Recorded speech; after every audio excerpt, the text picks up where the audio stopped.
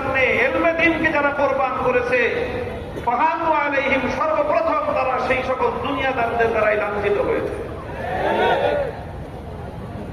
অত্যন্ত গুরুত্বপূর্ণ তারিখী একটা কথা, কোরআন এবং হাদিসের দ্বারা শতভাগ সমর্থিত এই কথা।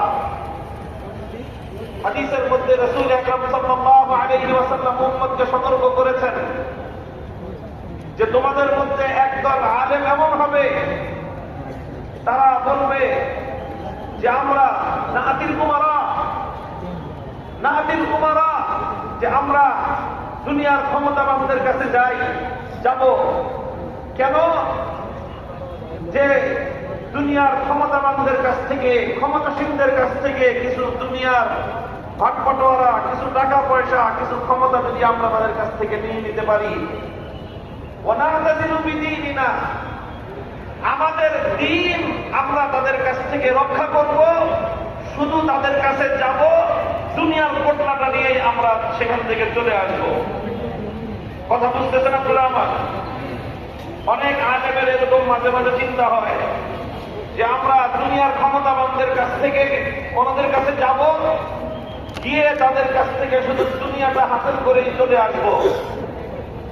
আল্লাহর পয়গম্বর মুহাম্মদ আরবি সাল্লাল্লাহু আলাইহি ওয়াসাল্লাম বলেছেন, লা ইয়াকুনু যালিক কামা লা ইজনা মিনাল কাতাতি ইল্লা শাওক। মনে রেখো, মান্দার কাছে যাবা, কাঁটাদার বৃক্ষের কাছে যাবা, আর মনে করবা সেখান থেকে শুধুমাত্র ফুলটা হাসিল করে ফুল পেরে নিয়ে দৌড়ে চলে আসবা, সেই কাঁটাওয়ালা গাছের কাঁটা তোমার গায়ে বিদ্ধ হবে না। এই কথা মনে করে যারা কাঁটাদার বৃক্ষের কাছে শুধুমাত্র ফুল অর্জন করতে যাও, তোমরা বোকার স্বর্গে বসবাস করো। কামালা ইউসলাম মিনাল কাতাতি ইল্লা শাওক, যেই গাছে শুধু কাঁটা আছে সেখানে গেলে কোনদিন ফুল পাবে না, সেখান থেকে কাঁটার আঘাতই তুমি পাবে। মুহতারাম হাজিরিন, আজ আমরা এমন একটা ঐতিহাসিক সময়ে উপনীত।